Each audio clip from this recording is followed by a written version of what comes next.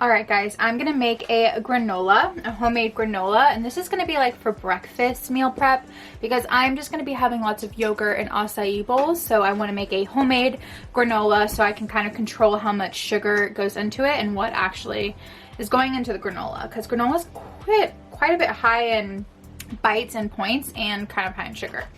And this gives you a lot of granola for a really affordable price. So I have old-fashioned oats. I'm gonna do 2 cups. So we're gonna do 2 cups of the oats. There we go. And then I have a half of a tablespoon of chia seeds, 1/4 cup of sliced almonds, and then I have these dried unsweetened apricots, which are absolutely amazing. They are so good. And I just cut up 6 of them, like really small size. And then I'm gonna save this until after it's done. So once this is done baking, then I will toss these in. I don't like to cook these because I like the texture, like the gummy texture with the granola. So just put those to the side and then add 1/4 cup of sugar-free maple syrup.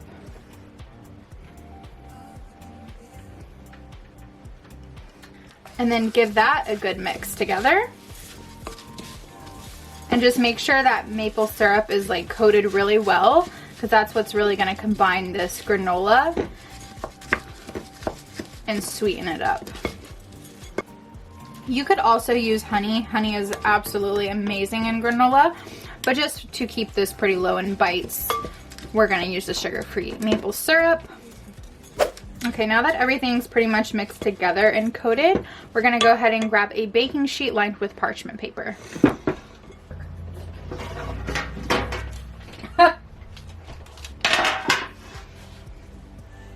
Alright, I don't have very much parchment paper, but I'm gonna just make it work with what I got. I thought I had more than this, so I'm just gonna try to get the granola to be right on top of the parchment paper.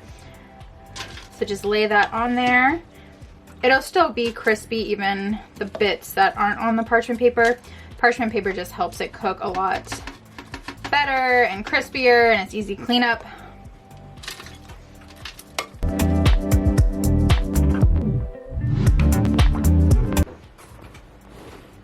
And then I'm just gonna add a little bit of sea salt to the top.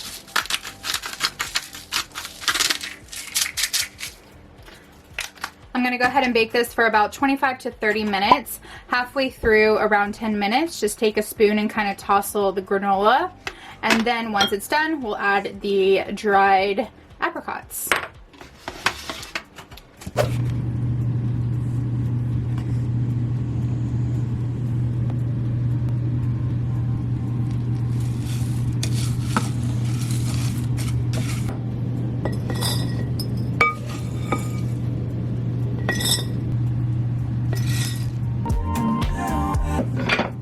Right, I like to just store my granola in a mason jar with a tight lid. So that is how I do it, is once it cools down, I will store it in one of my spare mason jars.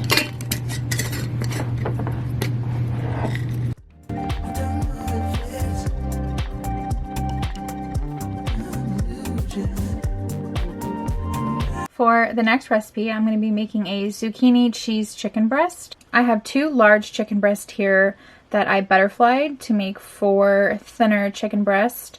And then I have 40 grams of reduced fat Mexican style cheese. And then just for the toppings, I have green onions, zucchini, and inside of this bag is some bacon. I'm going to do 4 slices of Black Label bacon. You microwave it in the bag. It's amazing, and it's really good crispy bacon. So that is really everything that you need for this recipe.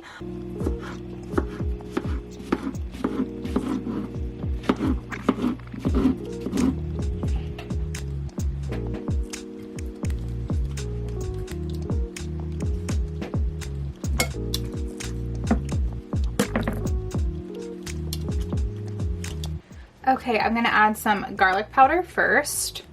I'm gonna go ahead and season it with some pretty basic seasonings, just garlic powder and salt and pepper.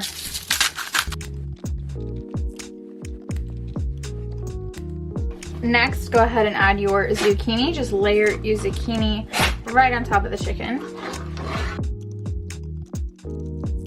And then add your 40 grams of cheese.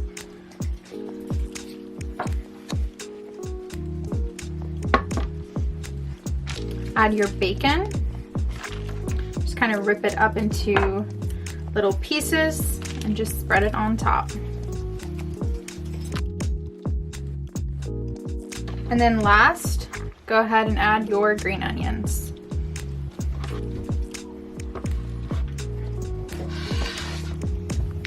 All right, here is what it should look like, and we're gonna go ahead and pop it into the oven and let it bake.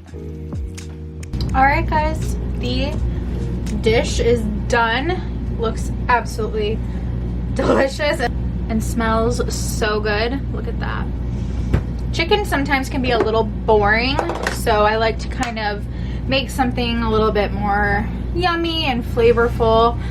So I love to do things like this because chicken is 0 bites, zucchini 0 bites, and then just really the cheese and a little bit of bacon that we used is where the bites slash points are coming from. So this is a great idea. Now we're gonna go just kind of pack it up in its containers. I think there was 4 slices, yeah, so we'll do 4 servings. Oh, look at that. So I add everything all into a container because a lot of the times I do have meal prep containers, but most of the time I don't use them because I don't have a lot of room in my little RV fridge. So it's easier just to pack it up like this and then put it on a plate when I'm ready to eat it for dinner or lunch. I really can't wait until we move into a house. I think the thing I look forward to the most is a kitchen and a fridge. Because then I can actually like have a lot more room, try multiple recipes out, and I can store things easier in my meal prep containers. Just because, yeah, like I said, it's just a tight fit. All right, there we have it. Here is the chicken in its container, ready for the rest of the week. I'm just gonna let it cool down, put the lid on, and pop it into the fridge.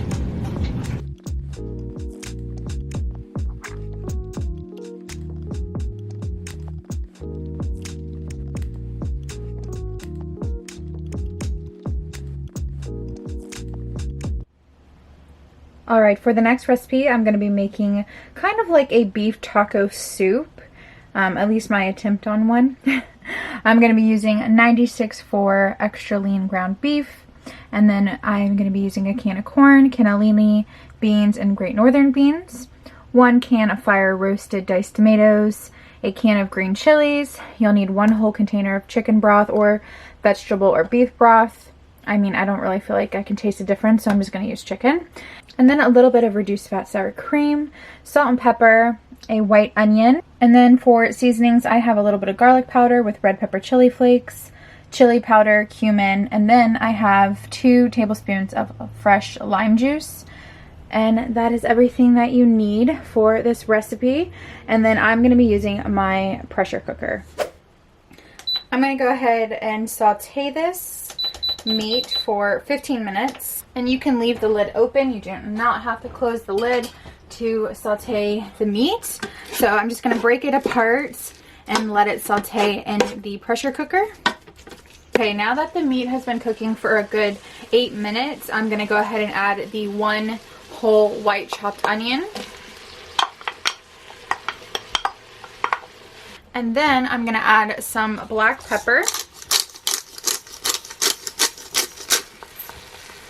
and the sea salt. I'm gonna add the garlic powder and red pepper chili flakes. I'm gonna add the chili powder, which I did 1 1/2 tablespoons of chili powder. I like a lot of chili and spice. And then I did 2 teaspoons of cumin. And the lime juice. I'm just gonna let this continue to cook down. It still has a few more minutes. We're gonna let these spices and onions kind of marinate together. Alright, it is done sauteing. It's still pretty hot, so it's kind of boiling. We are going to add the corn and beans. I went ahead and rinsed and drained these beans because they were in a can, so I like to get the liner from the can off of the beans and give them a good rinse. We're going to add our 1 can of fire roasted Rotel tomatoes and green chilies. And then 1 whole can of mild green chilies. I like spice, so I'm adding the whole thing. If green chilies are kind of spicy for you, you don't have to do the whole can. Kind of just go based off your preference. We're going to add the whole 32 ounces of chicken broth. There we go. And then I'm going to add 1/3 cup of the reduced fat sour cream. And then we're just going to give that a good mix together.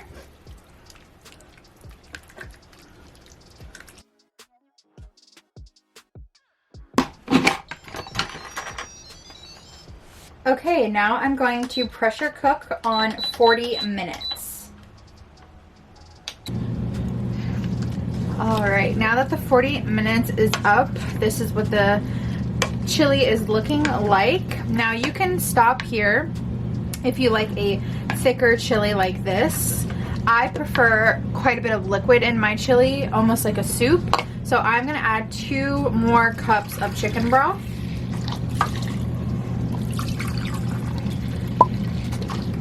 So I just added 2 cups. Give that a good mix. And that's how I prefer my chili.